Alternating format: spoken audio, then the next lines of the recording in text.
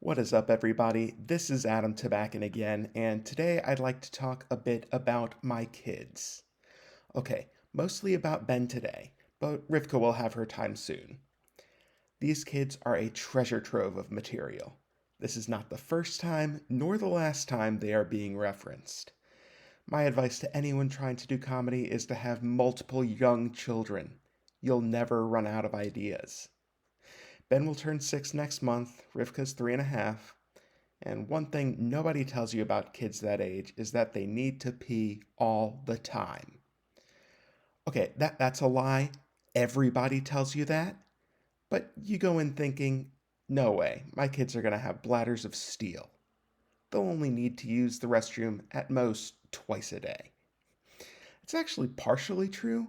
My kids don't use the bathroom that often, but they sure know how to pick their spots. Well, last month was Yom Kippur. For those of you who aren't Jewish, just know that this is the big one. In baseball terms, Sandy Koufax wouldn't pitch in the World Series on Yom Kippur. Hank Greenberg and Sean Green sat out in pennant races. Hell, the first talkie movie revolved around a jazz singer missing opening night on Broadway to sing Kol Nidre. We'll just ignore all the blackface that appears in the film. So here we are, me and my wife and kids, in the synagogue with the Yom Kippur evening service just underway. Kol Nidre about to start. Ben tugs on my arm. Quietly, he says, "Daddy, I need to go potty." "Are you sure about that, Ben? This is not a good time. Can you hold it in?" Of course not. Now imagine you're on an airplane waiting to take off. The fasten seatbelt sign is on, but you really need to pee, so you get out of your seat and try to do your business. You know how pissed off the flight crew is? Just picture that, except instead of a flight attendant disapproving of you, it's God. Ben, God was just inscribing and sealing us for a good year in the book of life, and you just had to take a piss in his house. Sure enough, Rivka had to go as well. We missed half the prayer. It's a long prayer.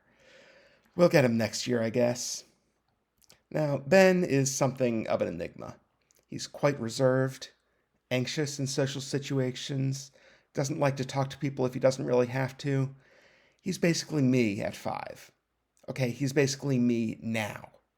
But for some reason, he's actually incredibly popular. Girls run up to him and hug him at school. Boys tell the teacher that they're thankful that Ben is their friend. Don't get me wrong, it's great to have a ride or die posse at that age. But Jenny and I just can't match his personality and actions to the results.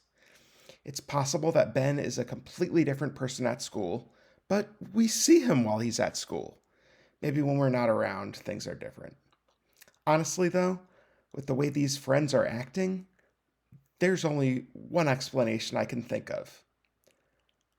I'm afraid it's most likely that Ben is actually the leader of a cult. Everyone trying to get as close to him as possible, saying how much they love him. Ben is a literal genius. That may be a story for another episode. And I think he's using his intelligence to absolutely brainwash his classmates. They're trying to learn the sounds consonants make, while he's perfecting mind control. It's scary stuff, but as long as he doesn't offer me a glass of Kool-Aid, I guess there isn't any harm in it right now.